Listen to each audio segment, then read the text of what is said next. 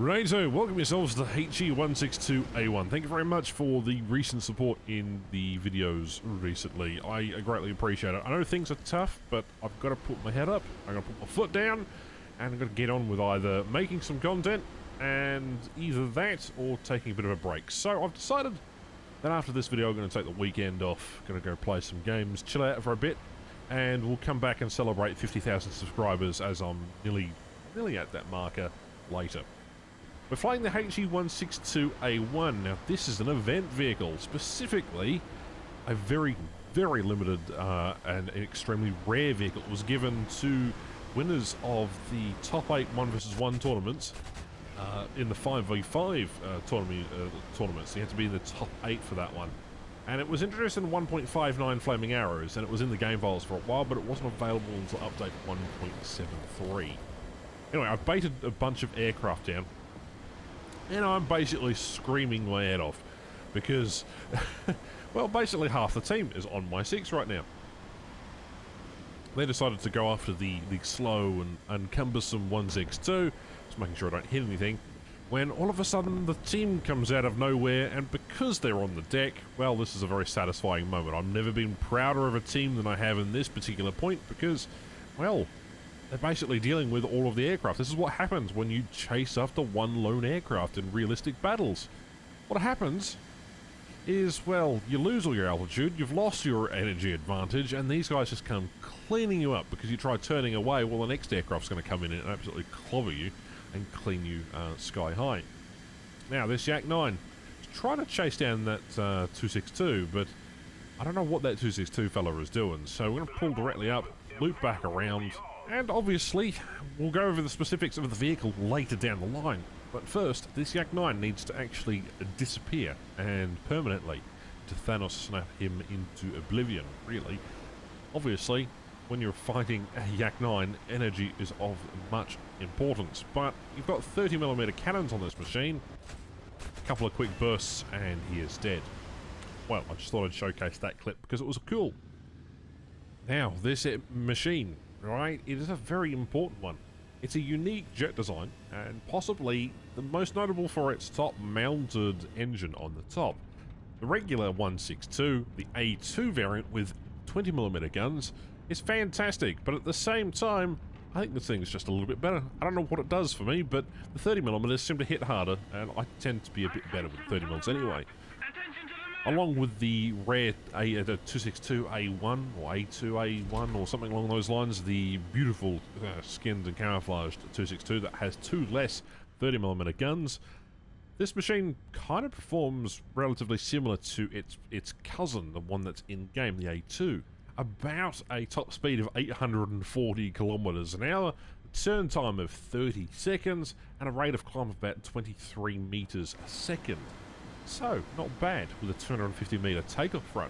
It does get combat flaps, does get takeoff and landing, doesn't have an air brakes, doesn't have an arrestor gear, and doesn't have a drag chute, so those are fantastic things. The limits, the wings are 1,040 k's an hour, the gear is 350, you need to watch that when landing, combat flaps 677, takeoff is 648, and landing is 500. You're going to get about -7 Gs and +12, and the optimal velocities on the vehicle, ailerons 500, rudder 500, and elevators 580. So those are the base stats of the vehicle down. I should mention it's also got a single plate of 15mm steel behind the pilot seat. It does not have any bulletproof glass to speak of, and is mainly made out of a wood monocoque construction, so you'd better make sure that that glue is sticking, because or else the fire rays of the guns simply firing off will rattle the thing to pieces.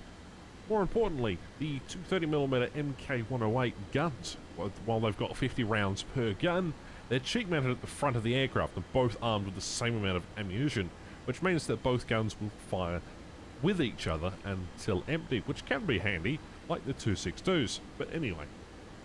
And what I love about the early jets is that it really makes you think about how to play jet aircraft.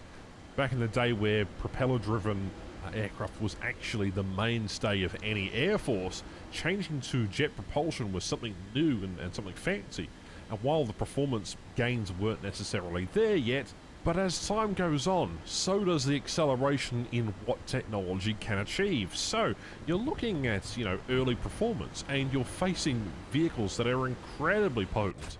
And some of them, well, they're a lot later war than you'd expect. Some of them are from the 60s and so on and so forth. So, a World War II fighter fighting off 60s vehicles. Sounds about right, right? Well, yes and no. There's a bunch of fighters on this team. Me and another D-13. That's it. The rest of the team is Ju-288s, and the enemy team is consisted of mostly fighters, aside from 2 attackers, an 82 and this 84. Presents a bit of a problem here because I need to kill this 84 before engaging everything else. And is he going to crash? Looks like he is. Right, well, that's our first kill in this match. Up there's an F8F and an F82. Now the F82 is kind of a bit scary, so we're just going to pull off the side of the map, gain a bunch of altitude as much as we possibly can, let them try to intercept some of the 288s. Hopefully their gunners will take care of them. If nothing else, this thing is a select maneuverability fighter. Now it's decently mobile in the right hands, but I haven't flown a 262, or should I say a 162, in a very, very long time. The very first jet I got was probably a Meteor, and the second jet that I ever got was a 162. I didn't bother with the 162 because it just wasn't a very good jet aircraft. It wasn't until the 262s, and then later on you got the MiG-15s and the CL-13 Sabre, that I bothered to really play jet aircraft. And that's really saying something for early tiers. Because if there had been, more viability to play these types of machines, people would play them all the time. But because of engine issues, because of the way the airframe works, because it's limited speed, and obviously the limited ammunition, while this thing is quite nimble and quite agile and a very small target, it doesn't necessarily make for decent gameplay experience. And while it doesn't get Mine-Geschoss and is a small target, it accelerates quickly in a dive, it has incredibly poor top speed for a jet aircraft. Obviously has a poor turn time as well, and terrible acceleration, which means that you have an interesting machine that really only works when things are going your way. That being said though, the top-mounted engine is easily damaged from enemy shots, and it really provides itself for an opportune target. Plus, if you get hit by any sort of tracer, the engine can catch fire quite quickly. And yeah, there's not much else to say about this machine. And obviously, it does have a very long takeoff distance. For maps that have short runways, this can be a bit of a problem. Now, this machine is probably optimal as a bomber hunter. If you really have this machine, you're one of the top 5v5 and the 1v1 victory tournament winners. But being top 8 in both tournaments means that there's only 16 of these aircraft out there, and there is a rare chance that you can get it on the marketplace via a loot crate. Other than that, there's not too many of these floating around, which makes the test drive even more special to me, because I really want this aircraft, and being given the chance to fly it is extraordinarily lucky. So thanks to the content partner team for allowing me to showcase what it's like to be the only fighter in a team, because that D-13 is now obviously dead. Back to the gameplay at hand. We have a Spitfire down here. Now, hopefully he realises what he is doing. I think he's just realised and has gone into a bit of a panic mode. Unfortunately, at that kind of angle, if you're lucky with his shots, a couple of quick bursts, and away she goes. F8F I thought was going to come towards me, and at this point I thought, oh, rats, well, I'm going to have a bit of an energy war here. I'm low on the deck and pushing my engine as much as possible. That F82 is going to catch me because, obviously, what happens when you put 2 supercharged and turbocharged as well as bore out the cylinders on a twin Mustang there? Well, you get extreme horsepower, and considering he's also got the altitude advantage, he's going to be catching me quite soon. He's going to put a bunch of traces towards me, so I'm just going to wriggle around and hopefully take him towards my airfield, at which point I'm going to pull directly up and hopefully we can get into direct combat. I'm only pulling towards the airfield because I don't have no chance in a straight line. He'll always catch me here. Definitely on the deck. I think that thing has a faster top speed, although he is sort of curiously wasting a lot of speed. So here he goes. I'm going to pull back up. I never like pulling the airfield trick, but sometimes it does work. Being the last fighter, it's important that sometimes you get that through. Right, now that I've got altitude and I'm now gaining speed, he can either turn directly back towards me to engage me, or I can hang around the airfield a bit more, which is the last-ditch non-optimal position. So, you go straight in for the kill. And surprisingly, after learning how to play the 162, after playing it for a little bit, it's definitely one of my favourite low-tier jets. It's surprisingly fun, and I've had a couple of decent games in it, but you really can't clutch with it. You really can't do anything particularly interesting with it either, because even in a 2v1, unless you hit the deck and zoom away, this vehicle really relies on teamwork. F-82 decided to play on the ground. I'm going to count that as a maneuver kill, as I'm still sort of complaining about the fact that I'm the only fighter on the team. This is what happens. Sometimes there are very, very small matches. Unfortunately, for me, well, now we've got a bit to fly. I mean, this aircraft's cool. It's fantastic. But even like its predecessor, the A-2, which you can unlock in your tech tree for 99,000 research points and only just a slight bit of your sanity, this machine is exactly identical, except it hits harder because of the 30mm guns. Truly no other reason to have this thing. And with 20 minutes fuel, you really can fly around for a very long time as long as you don't get hit. But at the same time, you're reliant on your team, and that can be a bit of a pain, considering that the US gets an aircraft that outperforms the 162, and it's at 5.3.